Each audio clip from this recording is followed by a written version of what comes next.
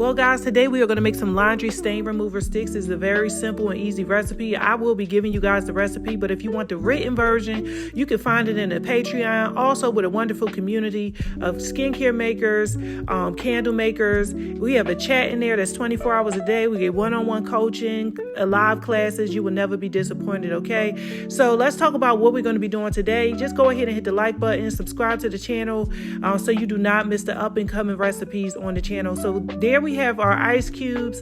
Guys, right here we have 100% coconut oil. We have no other oils, 0% super fat. Right there we have our lye. Let me give you the recipe as follows. So this is actually just a 1 pound recipe. I only did it to make just one mold. I didn't need much. So right here we have our lye. And that's 2.93 ounces of lye. We are pouring it into our ice cubes, which is actually the same amount as water. And it's 5.86 ounces of water. And we have about 16 ounces of coconut oil. Very simple recipe, okay? So this is the way we're going to be doing it today. Usually we would take the lye and allow it to cool down. And we would soak with the lye water and the oils normally at 100 degrees or lower, but today I'm using the ice cube method.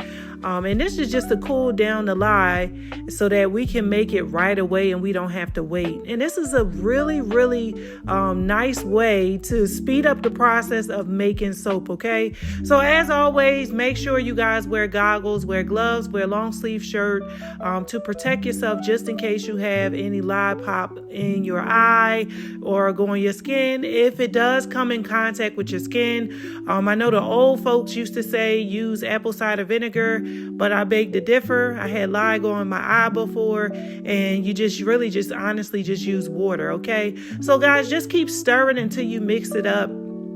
While we're doing this, I want to let you guys know that we are having a soap club very soon. We're going to have one next week, actually. We're going to have a soap club next week. We're going to come together and we are going to make some soap, y'all. We're going to come together and make some soap. This next soap club, we're going to be doing some spinach soap, okay? We're going to teach people how to make soap with spinach. And also, we're going to have calamine soap as well. We're going to do 2 soaps that night, calamine and also spinach.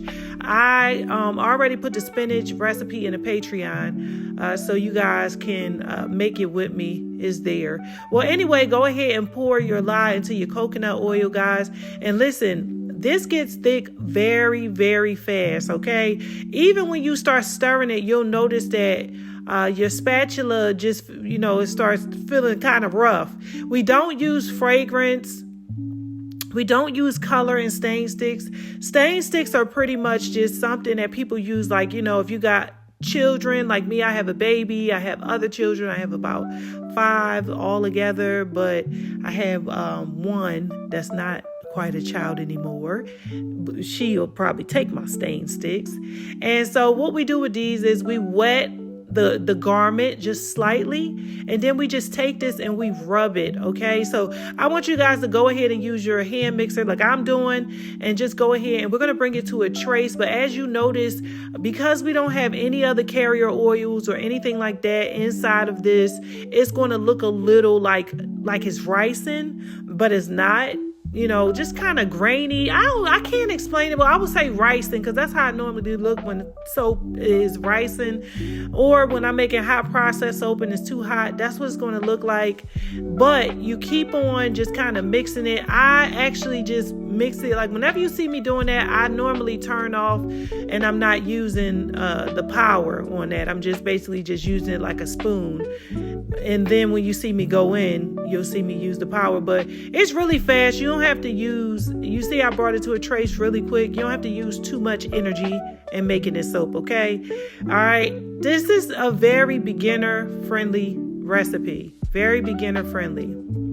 Now, coconut soap is very hard. When I say no super fat, that means it cannot be used on the body. It is extremely drying, cannot be used in the hair. The only thing you can actually do with this coconut soap is you can use it as a stain remover stick, or you can grate it down and you can turn it into laundry soap. When you have soap without a super fat, it's really rough.